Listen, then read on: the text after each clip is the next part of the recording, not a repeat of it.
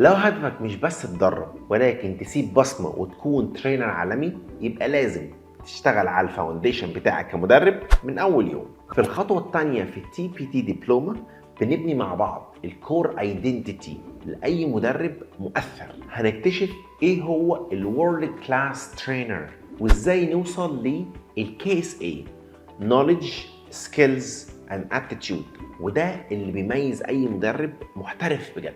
وازاي تطبق الادلت ليرنينج برنسبلز وتخلي السيشن بتاعتك توصل فعلا لكل قلب وعقل متدرب عندك. هتدخل عالم الاكتيف ليرنينج وهتعرف ازاي تتعامل مع كل ليرنر حسب شخصيته وستايل التعليم بتاعه. كل ده هنتعلمه باستخدام ادوات زي MBTI Types و Advanced Classroom Management وغيرها كتير.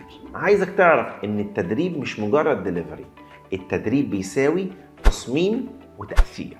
علشان كده هنتعلم بلومز تاكسونومي، AD موديل، سام موديل، وهنعرف ازاي نستخدمهم وايه الفروقات ما بينهم.